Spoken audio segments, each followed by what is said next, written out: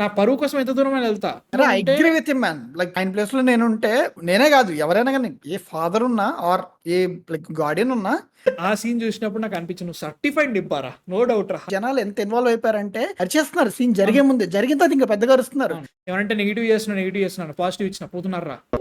So court నాకు చాలా బాగా నచ్చింది. నాకు ట్రైలర్ చూసినప్పుడే అబ్బా అదేదో బాగుంది. అండ్ ఆల్సో పోక్సో యాక్ట్ ని ఎలా బాగా వాడతారని చెప్పేసి నాకు ఎక్సైట్మెంట్ అయితే గ్యారంటీ క్రియేట్ చేసింది. Obviously the famous words of Nani గారు, ఇఫ్ కోర్ట్ నచ్చలేదంటే హిట్ తిరిగి రాకండి అని చెప్పిన తర్వాత ఇట్ రియలీ కొంతమంది చాలా బాగా పుష్ చేసింది అనమాట కోర్టుకి వెళ్ళాలంటే. అసలు సినిమా నాకు ఎట్లా అనిపించింది అంటే మాత్రం it was good, would have been great. చాలా బాగుండే ఒక సూపర్ కో డ్రామా అయి ఉండేది. బట్ కొన్ని ఉన్నాయి. అరే మళ్ళీ నెగిటివ్స్ మాట్లాడుతున్నారు అనుకోకండి, బట్ స్టిల్ కొన్ని ఉన్నాయి అనిపించింది. But it was really good. వాళ్ళు పెట్టుకున్న లవ్ స్టోరీ ఏదైతే ఉందో నాకు చాలా పెద్ద డౌట్ ఏంటంటే ఇది మెల్లగా నిబ్బా స్టోరీకి వెళ్ళిపోతుందో అనుకున్నా. బట్ వాళ్ళు దాన్ని అడ్రస్ చేసిన విధానం, దాంట్లో వాళ్ళు చూపించిన మెచ్యూరిటీ ఒక రకంగా అనొచ్చా, కరెక్ట్ వాడో తెలియదు అని మస్తు పెట్టారు.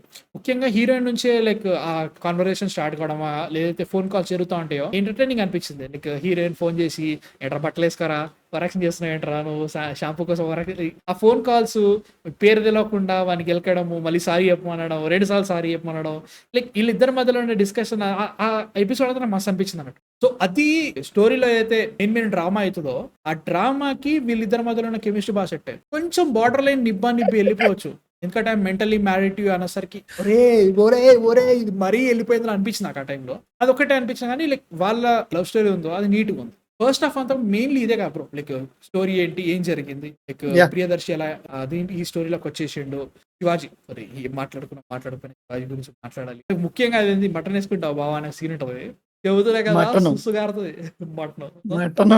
కాదు మనం పజిల్ అవ్వాలా అక్కడ ఎప్పుడైతే ఆ పాపను చూపిస్తారో మనం పజిల్ అయిపోవాలా, అంటే ఫేస్ ఎక్స్ప్రెషన్ మారిపోద్ది. అప్పటి వరకు కొంచెం చిల్లుగున్న పర్సన్ సీరియస్ ఏం జరిగింది అక్కడ, ఏముంది, ఏం చూసాడు, బ్యాక్గ్రౌండ్ లో ఏమన్నా మిస్ అయ్యాం మన ఫ్రేమ్ లో అని అనుకుంటాం. తర్వాత డైనింగ్ టేబుల్ దగ్గర ఎక్స్ప్లెనేషన్ ఇచ్చినప్పుడు ఓరి దేవుడా అంటే ఒక క్లారిటీ వచ్చింది ఆయన ఏంటని. నాకు నచ్చింది ఏంటంటే రూమ్ లో ఎంత మంది అయినా ఉండండి, ఎంత పెద్దోడైనా ఉండండి, శివాజీ విల్ డామినేట్, ఆ character will dominate. First scene తోటి నీకు అర్థమైపోయింది వీడు సంకినా కొడుకు, వీడు తలుచుకుంటే వీడు అనుకుంటే సరిపోతుంది, జీవితం తలకిందులు అయిపోతుంది అని చెప్పేసి ఆ ఒక్క సీన్ లో చూపించేసిండు. సినిమాలో చూపించినట్టుగానే ప్రతి సీన్ శివాజీ ఉన్న ప్రతి సీన్ అలానే ఉంటుంది. ఈవెన్ క్లైమాక్స్ లో ఎప్పుడైతే ఆయన బోన్ మీదకి ఎక్కి అని చెప్తున్నప్పుడు కూడా నాకు ఏమనిపించింది, సడన్ గా మీరేం చేస్తుంటారంటే రైస్ మిల్ నడుపుతుంటానండి అనేసరికి ఈ శివాజీ మరి అతను మాట్లాడుతున్నాడు ఇంతసేపు సినిమాల నుంచి, శివాజీకి దీనికి సంబంధం లేదే. తర్వాత మళ్ళీ క్వశ్చన్స్ అడిగే కొద్ది మెల్లగా మనకి ఒరిజినల్ శివాజీ బయటకు వచ్చినట్టు, మంగపతి బయటకు వచ్చినట్టు బ్రో పర్ఫార్మెన్స్ తిని పారబోబింటారు అందరిని, ఎవరు నిల్చోలేరు ఆయన ముంగట. సంథింగ్ ఎల్స్ ఎక్స్పెక్ట్ చేయలేదు. క్యారెక్టర్ కూడా చాలా బాగా ఆయన చెప్పిన దానిలో లాజిక్ ఉంటది. నా పరువు కోసం ఎంత దూరమైనా వెళ్తా.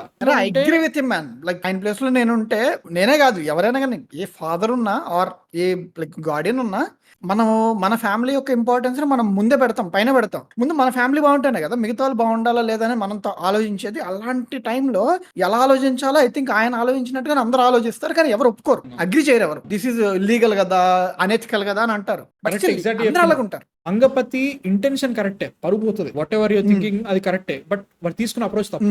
అక్కడ మంగపతి అయ్యిండు. Every kind of family member, మా అమ్మాయి ఎట్లా ఉంది, సిచ్యువేషన్ ఇట్లా ఉంది, ఎవరికి చెప్పకుండా ఎవరో ఇంట్లో తెలియని ముక్కు మొహం తెలియనోడు అసలు ఇంటర్మీడియట్ కూడా పాస్ కాని వాళ్ళు ఎవరో ఇంట్లో రోజు వెళ్ళి వాళ్ళ ఇంట్లో ఉంటుంది, లవ్ అంటుంది, చేస్తుంది అంటే జనరల్ ఖచ్చితంగా భయం అవుతుంది. బట్ వేర్ మంగపతి వీడు ఇవన్నీ ఏం ఆలోచించాడు, పరువు పోతుంది అంతే. పరువు తెప్పించుకోవడానికి, ఆ పరువుని కాపాడుకోవడానికి నేను ఎంత దూరాన్ని పోతా. వాళ్ళకి డాక్టర్ కి సిలబస్ పేపర్ ఇస్తాడు మంగపతుల డాక్టర్ కి. నాకు అనిపించింది జైల్లో పెట్టింది ఈడే అని అర్థమైపోయింది నాకు. అక్కడికి వెళ్ళంగానే సిలబస్ పేపర్ ఇచ్చిందని నీకు తెలుసు, నాకు తెలుసు, కానీ ఆడాడ ఉన్నాడే వాడికి తెలియదు కదా. వాడేం చెప్పుకుంటాడు, మంగపతి కూతురికి లెటర్ ఇచ్చాడు అనుకుంటాడు. దాన్ని నేను మార్చలేను కదా, కానీ ఆడు మాట్లాడే సబ్జెక్ట్ నేను మార్చొచ్చు. ఎలా మార్చొచ్చు, మంగపతి కూతురికి లెటర్ ఇచ్చినందుకు వాడయ్యని లోపలేసాడు, అది నేను మార్చొచ్చు కదా. ఇప్పుడు అంతా దీని గురించి మాట్లాడుకుంటారు. క్యారెక్టర్ రైటింగ్ చాలా బాగుంది. అంటే సినిమాలో బాగా ఫోకస్ చేసిన క్యారెక్టర్ అదే బ్రో. మిగతా క్యారెక్టర్స్ అన్ని కూడా టెక్నికల్లీ చెప్పాలంటే మనం చాలా సార్లు చూసిన న్యాచురాలిటీకి తగ్గట్టుగానే ఉంటాయి. స్టోరీ మలుపు తిరగాలంటే ఇట్లాంటి మంగపతి లాంటి ఒక క్యారెక్టర్ ఉండాలి. So they totally focused on that particular character. అది బాగా సెట్ అయింది. ఈవెన్ కనుక కొంచెం నార్మల్ అయినా కానీ సినిమా పోయేది నా దృష్టిలో. పెళ్లి మండపంలో రూమ్ కి వెళ్తారు కదా, సో ఆ వీడియోని అవసరమైనప్పుడు బయట పెడతారు, బట్ అది తప్పదు అక్కడ. అప్పటి వరకు బయట పెట్టాడు. నీకు అక్కడ అర్థం అవుద్ది అనమాట. అంటే లైక్ లిటరల్లీ ఆ అమ్మాయి యొక్క వాల్యూని అది అదే పరువుని కాపాడటానికి అతను ప్రయత్నిస్తాడు. అంటే ఎందుకని వాళ్ళ ఫ్యామిలీ చెప్పిన మాట, దాంతో పాటు ఇప్పుడు అది కోర్టులోకి వచ్చిందని బయటకు వచ్చినట్టే. చివరి వరకు హోల్డ్ చేస్తాడు. బట్ తప్పదు ఆయనకి. ఎందుకని ఇప్పుడు ఇలాంటి సిచ్యువేషన్ లో ఆ అమ్మాయి ప్రొటెక్షన్ ఆర్ ఆ అమ్మాయి యొక్క పరువు కంటే మంగపతి యొక్క ఆరగెన్స్ టేక్ ఓవర్ చేస్తుంది ఆ పాయింట్ లో. ఆ వీడియో క్లిప్ వచ్చేసరికి ఈ video clip become weapon for him to ఆ పరువు అనే ఒక ఎక్స్క్యూజ్ పెట్టేసుకొని నేను ఎంత దూరమైనా వెళ్ళిపోతా అని బయటికి వెళ్ళిపోయినా నా ఫీలింగ్ అనమాట. క్యారెక్టర్ అట్లా అనిపించింది. ఎంతో కొంత వీళ్ళు ఫ్యామిలీ మెంబర్స్ ఆపిరు కాబట్టి ఆ వీడియో బయటికి రాలేదు. ఈగో ఉంది కాబట్టి ఒకవేళ వాళ్ళు ఆపకపోయి ఉంటే ఆ టైంకి వచ్చేది. మంగపతి అప్పటి వరకు యాక్ట్ చేసిందంతా కూడా పరువుని కాపాడుకోవడానికి అని చెప్పేసి ఈ కేసు ఈ స్టఫ్ అంతా పెట్టాడు. బట్ ఎప్పుడైతే మంగపతి ఓడిపోతాడు అని భయం వేసిందో అప్పుడు మిగతాదంతా డిడెంట్ మ్యాటర్. అంతే అంతే. ఎందుకంటే మంగపతి గెలవాలి, అక్కడ మంగపతి ఫ్యామిలీ గెలవాలని కాదు, అక్కడ మంగపతి మంగపతి గెలవాలి. ఆయన దృష్టిలో మంగపతి అంటే పరువు, పరువు అంటే మంగపతి బ్రో, నా ఫ్యామిలీ నా చుట్టాలు ఇవేవి లేదు. మంగపతికి చెడు పేరు వస్తుంది లేదు. ఫస్ట్ హాఫ్ లో వీళ్ళు పాక్సో అనేది పెట్టిన తర్వాత it could have been so dark, so dark గా చెప్పొచ్చు, ఇంకా డార్క్ గా చూపెట్టచ్చు. ఎట్టుకోన ఫైన్ లైన్ వెళ్ళిపోలేదు, డార్క్ వెళ్ళిపోలేదు అట్లని చెప్పేసి దాన్ని సెన్సిటివిటీని ఇక్కడ పోగొట్టలేదు స్టోరీలో. పాక్సో అనేది ఇట్లా జరిగింది, ఒక మైనర్ అమ్మాయి వల్ల ఇట్లా జరిగింది, ఇదంతా ఉంది, దీని వల్ల మేమేమని చేస్తాం అని చెప్పేసి. ఫస్ట్ హాఫ్ లో అనిపించినది ఒకటి ఏంటంటే హర్షవర్ధన్ క్యారెక్టర్ ఏదైతే ఉందో హర్షవర్ధన్ క్యారెక్టర్ ని చాలా వరకు కూడా హీస్ టోటలీ సూపర్ ఇంపోజింగ్. నేను ఇట్లా చెప్పేస్తున్నా, ఇవి చేసేస్తున్నా, ఆర్గ్యుమెంట్ ఇచ్చేస్తా ఉంటాడు, ఆయన స్టేట్మెంట్ ఇస్తా ఉంటాడు. స్ట్రాంగ్ లాయర్ అక్కడ ఉన్నాడు. బెయిల్ ఇవ్వండి సార్, బెయిల్ ఇవ్వండి సార్ అని అంటారు తప్ప ఇంకేమీ జరగదు అక్కడ. You can see that Harshavardhan is trying to convince, influencing and also ఈ స్ట్రాంగ్ అట్లా అనిపిస్తుంది. బట్ ఎప్పుడైతే ప్రియదర్శి ఎంటర్ అవుతాడో సెకండ్ హాఫ్ లో ఇక అక్కడ నాకు రైటింగ్ లో కొంచెం లోపాలని, అంటే లైక్ లోపాలని హర్షవర్ధన్ క్యారెక్టర్ కి ఇంకొంచెం అంటే like reputation whatever the strong person we see in the first half లో ఏదైతే చూస్తామో హర్షవర్ధన్ ఎందుకంత గొప్ప లాయర్ అయ్యాడు అనుకుంటే ప్లస్ చేస్తే ఒక జాలీ ఎల్ఎల్బి స్టోరీయో ఆర్ఎల్స్ ఒక ఓ మై గాడ్ సినిమా స్టోరీ తీసుకున్నా కానీ దాంట్లో ఇంత పెద్ద పెద్ద మంచి మంచి డిఫెన్స్ ఆర్గ్యుమెంట్లు వేసినా కానీ పబ్లిక్ ప్రాసిక్యూటర్ దానికి గట్టిగా స్లైస్ త్రూ చేస్తాడు. మంచి మంచి ఆర్గ్యుమెంట్స్ తోటి ఇంకా రసవత్తరంగా క్రియేట్ చేస్తాడు. సెకండ్ హాఫ్ లో నాకు క్రియేట్ కాలేదు బ్రో, అదొక్కటే బాధ నాకు. మేబీ వీళ్ళు తీసుకున్న ప్రిమైజ్, వీళ్ళు తీసుకున్న పాయింట్ అంటే బిగ్గెస్ట్ కన్వీనియన్స్ ఏంటంటే షీఈస్ ఎ మైనర్ అండ్ వాళ్ళు పోక్సోని ఇన్ఫ్లుయెన్స్ చేయొచ్చు. సో పోక్సో ఇన్ఫ్లుయెన్స్ అయింది అని అంటే ఇంకా even like beat consent are not impact జరుగుద్ది. సో ఇక్కడ నేనేమి పెద్దగా లైక్ మోర్ ట్విస్ట్స్ ఆర్ నేను ఇంకా డీటెయిల్ గా ఇక్కడ నేను చూసుకోవాల్సిన అవసరం లేదు, ఎందుకంటే the act will take care. అలాంటి థాట్ లోనే వీళ్ళ కేసెస్ అన్ని పెట్టుంటారు. బట్ దానికి ప్రియదర్శి ఇచ్చే కౌంటర్స్ ఇంకా స్ట్రాంగ్ గా ఉన్నాయి. ఇంకా వీళ్ళు దీన్ని బ్యాలెన్స్ అవుట్ చేయలేపారు అని అనుకుంటున్నాను. ఒక ఫార్మాట్ బిలీవ్ చేసే ఫస్ట్ హాఫ్ లో ఏవైతే కేసులు పెట్టారో ఆ కేసుల్ని సెకండ్ హాఫ్ లో ప్రియదర్శి వచ్చేసి వాటన్నిటిని ఖండిస్తూ పోతాడు, ఎవిడెన్స్ ని ఖండిస్తాడు. క్రాస్ ఎగ్జామినేషన్ లో ప్రతి ఒక్కరు ఈజీ దొరికిపోతాడు. ప్రియదర్శిని మనకి స్టార్టింగ్ నుంచి ఎస్టాబ్లిష్ చేసిండు, ఇట్లాంటి క్యారెక్టర్ సీనియర్ ఏమేం చెప్పగలుగుతాడో ఆల్రెడీ ఊహించేసుకొని ఇట్లా చెప్పాను అని అనుకొని ఎగ్జాక్ట్లీ అదే అంటే he studied his senior definitely. అట్లాంటి తెలివైన వాడు. He can. Petrol bottle scene అయితే మాత్రం నాకు క్యాక్ అనిపించింది. అంటే ఆ టైంలో నాకు అది కూడా అనిపించింది, నేను చెప్పినట్టుగానే కొన్ని సిచ్యువేషన్స్ లో హర్షవర్ధన్ ని మరీ వన్ అవుట్ చేసి సెకండ్ హాఫ్ లో అనిపించడానికి కారణం ఇది. నీకు తెలుస్తుంది, నాకే నువ్వు చెప్తుంటే నాకు అర్థమవుతుంది, నేను ఊబిలోకి కూడుతున్నా, నాకు ట్రాప్ వేస్తున్నాను అని చెప్పేసి నువ్వు దాంట్లో దూకుతున్నావు. మంచి లాయర్ ఉన్నాడు అనుకో, దాని మధ్యలో ఇంకో పాయింటర్ తీసుకొచ్చి దాన్ని ఇంకొంచెం రసవర్తంగా చేస్తాడు నా ఫీల్. ఫస్ట్ ఆఫ్ ఆల్ కాండం నుంచి స్టార్ట్ అయింది, ఒక్కొక్కరిని చేసుకుంటూ పోతా ఉంటారు అనమాట. ఎవరెవరు ఉన్నారు కాండం దాంట్లో? ఫస్ట్ ఆఫ్ ఆల్ లాయర్ ఉన్నారు. నువ్వు ఎందుకు అనుకున్నావు?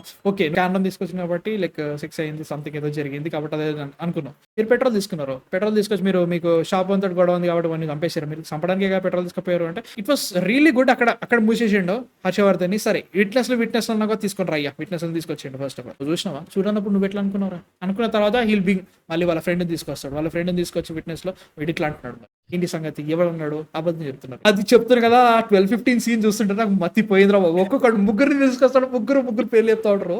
ఇక్కడ మంగపతి ఫేజ్ కాదు, హర్షవర్ధన్ ఫేజ్ కాదు, వాళ్ళ ఇన్నోసెన్స్ ఉంటది. అంటే వాళ్ళు ప్రిపేర్డ్. ఏది ఎట్లుందంటే ఇట్ వాస్ సో రియల్, అది రియల్ లైఫ్ లో జరుగుతుంది. నువ్వు అబద్ధం చెప్దామని ఫిక్స్ అయిన తర్వాత, ఇట్లా చెప్దాం అనుకోని కొన్ని డీటెయిల్స్ పెట్టిన తర్వాత నువ్వు out of the syllabus questions అడిగితే మనకి మైండ్ దొబ్బుతుంది, ఇంకా అర్థం కాదు ఏం చేయాలో. లిటరల్ గా సీన్ అదే పెడుతుంది, మస్తు అనిపిస్తుంది. నచ్చింది ఏంటంటే జస్ట్ ఏదో వాళ్ళని డిస్ప్రూవ్ చేయడానికి కాదు, ఒక కోర్ట్ ప్రొసీజర్ వాడుకున్నారు. ఆ కోర్ట్ ప్రొసీజర్ లో ఏంటి, సరే నువ్వు క్రాస్ ఎగ్జామినేషన్ చేసేసినావు, విట్నెస్ అందరు తప్పు చెప్పారని అర్థమైంది. దీన్ని స్ట్రాంగ్ చేసుకోవాలంటే ఏం చేయాలి? అక్కడ ఎవరైతే నీ విట్నెస్ ఉంటారో తీసుకొచ్చి నువ్వు క్రాస్ ఎగ్జామినేషన్ చేయి. అమ్మాయిని తీసుకొస్తారు, ఏం చేస్తున్నారు మీరు అంటే, అమ్మాయి నేను ఎంసెట్ నుంచి బయటకు వచ్చామండి, వాళ్ళేమో చందు వాళ్ళ ఇంటికి పోయింది, నేనేమో మా ఇంటికి పోయినా, ఆమె వెళ్ళండి నేను చూసిన. అక్కడ అయిపోయింది. That was the procedure. చాలా బాగా సెట్ అయింది, అది నాకు బాగా నచ్చింది. I have an issue here. Doctor scene ఉంటది కదా, బైపోలార్ డిజార్డర్ కి డాక్టర్ ఎక్స్ప్లెనేషన్ ఇస్తాడు.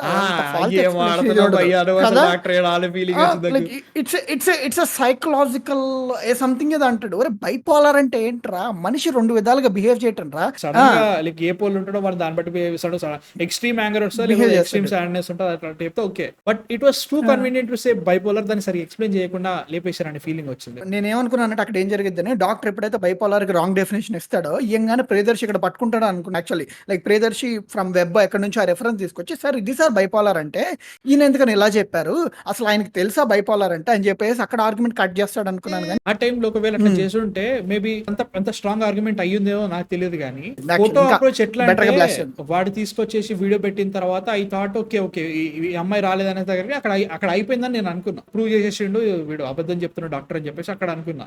మళ్ళీ లేరు అది అక్కడ ఫోటో ఎడిటింగ్ అన్న తర్వాత సరే నువ్వు నువ్వు ఇది అబ్జర్వ్ చేసావా, వాళ్ళ అమ్మని పంపించేస్తాడు అంటే ఆమె కోర్టు ఆవరణలో కనపడదు, ఉండదు, అంటే వీడు ఉండదు. గుర్తుపట్టడానికి. అది సీన్ ఇప్పుడు నువ్వు చెప్పిన తర్వాత మళ్ళీ ఎరిగింది నాకు బల్బు. కానీ నువ్వు చూసినావా అంటే లేదు, నువ్వు నాకు ఆ రోజు తప్పు చూపించిన ఫోటో రెండు ఫోటోలు చూపించేసి హీరోయిన్ వాళ్ళ అమ్మ ఎవరు చెప్పండి అంటే అది చెప్తున్నా బ్రో. నీకేమో ఆడుతున్నాడు ఇంకోటి. నీకు సో దీనికి కనెక్షన్ ఏం చేశారు, మన హీరో జైల్లోకి వెళ్లే ముందు వాళ్ళ అమ్మ ఫోటో తీసి హీరో దగ్గర పెట్టుకుంటాడు. లైక్ ఆ ఎమోషన్ చూపించారు. దాని తర్వాత ప్రియదర్శి వాళ్ళ అమ్మతో జరిగే కాన్వర్జేషన్స్ ఉంటాయి కదా, సో ఒక కనెక్షన్ ఏదో ఉందని చెప్తారు. అదొక రెఫరెన్స్ అంటే ముందు నుంచి రాసుకుంటూ వస్తున్నారు అనమాట, క్యారెక్టర్స్ ని, రిలేషన్షిప్స్ రాసుకుంటూ వస్తున్నారు. దానికి ఫోటోస్ జస్టిఫై చేశారు. వెరీ వెల్ డన్, మంచి అనిపించింది. ఒక సర్టన్ పాయింట్ ఆఫ్ టైమ్ లో it become commercial entertainer. Second half లో ఎట్లయిపోయిందంటే వెన్ ప్రియదర్శి ఎంటర్డ్, వీడియో ఏదైతే వీడియోస్ వచ్చేంత వరకు గెలుస్తూ పోయాడు. కొట్టడమే, కొట్టే బాల్ ప్రతి బాల్ 6 మాలో వల్లే. ఆ టైంలో జనాలు అందరూ వేరే లెవెల్ హైలో ఉన్నారు. జనాలు ఎంత ఇన్వాల్వ్ అయిపోయారంటే అరిచేస్తున్నారు. సీన్ జరిగే ముందే, జరిగిన తర్వాత ఇంకా పెద్దగా అరుస్తున్నారు. అరే ఒక కోర్ట్ డ్రామాకి స్టార్స్ పెద్దగా లేని కోర్ట్ డ్రామాలో జనాలు చీరవటం అంటే దృశ్యం 2 అది ఉన్నది. బట్ ఐ థింక్ దృశ్యం సిరీస్ మన థియేటర్ లో చూడలేదు కదా. ఎప్పుడైతే వీడియోది రాగానే అంటే అప్పటి వరకు దాని గురించి మెన్షన్ ఎక్కడ ఉండదు. సడన్ గా ఏంటప్పా ఇది కన్వీనియంట్ అనిపించిన తర్వాత లైక్ కన్వీనియంట్ అనిపించే ప్రతిదీ మంగపతి వచ్చేసి దాన్ని కవర్ చేసిన అనే ఫీలింగ్. మంగపతి చేసి ఉంటాడు, అది అట్లా ఫీల్ అయిపోయాను నేను. వీడియో కనబడ్డ తర్వాత ఇంకా ఆలోచించడానికి ఏముండదు, ఇంకా డైరెక్ట్ తీసుకొని చేయాలి, వన్ లాగ్ చేయాలి, కేసు లేపించాలి అంతే. అది ఎలా చేశాడు, ఇద్దరు ఇన్ఫార్మర్స్, అమ్మాయిని ఫాలో అయ్యాడు, వీడిని ఫాలో అయ్యాడు, వీడు ఎక్కడెక్కడ ఆగాడు, మెడికల్ షాప్ దగ్గర ఆగాడు. ఆగినప్పుడు దాన్ని కూడా లైక్ వీళ్ళ కేసులో ఇంక్లూడ్ చేశారు. సో అది చేసి తర్వాత వెయిట్ చేసి ఫ్యామిలీ మెంబర్స్ ని అక్కడ చూసావు, నువ్వు ఆయన పై పని చేసుకొస్తా అంటే నువ్వు పీకేదేం లేదు కానీ ఎక్కువ అని అంటాడు వాళ్ళ మామనే. వాళ్ళకి మళ్ళీ ఎమోషన్ జనరేట్ చేయడం కోసం అప్పటి వరకు చెప్పడు. కరెక్ట్ గా ఇంటికి వెళ్ళే అదే లోపలికి ఇంట్లోకి తీసుకెళ్లే ముందు వాడు ల్యాప్టాప్ లో తీసుకొచ్చి వీడియో చూపిస్తాడు. ఎందుకని లైక్ వాళ్ళ అమ్మ ఎంకరేజ్ అవుతుంది. వాళ్ళు ఆల్రెడీ ఇంట్లో చూపించుంటే అక్కడికి వెళ్ళేంత వరకు సలబడిపోతారు ఇలా అని చెప్పేసి అక్కడికి తీసుకెళ్లి అక్కడ చూపించేసి అక్కడే రేజ్ క్రియేట్ చేసి మాస్టర్ మైండర్ లైక్. కానీ ఆ వీడియో రీజనింగ్ చాలా చాలా సెన్సిటివ్ సిచ్యువేషన్. అక్కడ 16 minutes లోపల ఉండి వాళ్ళు ఏం చేస్తున్నారు అన్న తర్వాత, ఏం చేస్తున్నారమ్మా మీరు అన్న తర్వాత ఇన్ కెమెరా వటేసి అది మాట్లాడుతున్న తర్వాత వీడియో చెప్పింది. తర్వాత అమ్మాయి చెప్పి మేము అమ్మ నాన్న ఆట ఆడుకున్నామండి, పెళ్లి చేసుకున్నట్టు చేసినాం. ఆ 16 నిమిషాల్లో మీరు చేసిన పనికి ఇంత పెద్ద నిజంగా అంత పెద్ద జరిగిందా అని అలా జరుగుతుందని అవడనుకోడు. బట్ ఎక్స్పెక్ట్ చేయడం వేరే విషయం. నమ్మబుల్ గా ఉందా అనేది నాకు డౌట్ కొట్టింది కొంచెం. అట్లా ఇన్వాల్వ్మెంట్ అని కాదు కానీ నేను అక్కడ యాక్చువల్లీ వాళ్ళు లైక్ చేతిలో వేసుకుని ప్రశాంతంగా లైక్ వాళ్ళ లైఫ్ అన్ని మాట్లాడుకున్నారో లేదా కొంచెం ఎలోన్ టైం స్పెండ్ చేశారనో నేను యాక్చువల్ అలా అనుకున్నా. పెళ్లి తీసుకెళ్లి పెళ్లిని మిర్రర్ చేశారు. ప్రియదర్శి చెప్తారు లైక్ వీళ్ళు చిన్న పిల్లలండి, చూసారా వీళ్ళు ఏం చేశారు, అక్కడికి వెళ్ళి చెప్తారు లైక్ యాక్ట్ ఎలా ఇన్ఫ్లుయెన్స్ అంతా చెప్తాడు. బట్ స్టిల్ వాళ్ళు ఇంకేమన్నా బెటర్ గా చేసి ఉంటే బాగుండేది అనిపించింది. అంటే అరే ప్రతి ఒక్కరిది అదే. వీళ్ళు ఇక్కడ కూడా చెప్తారు 90 మంది లోపలికి చేసేది ఆ పని అయితే 10 మంది చేయరు కదా.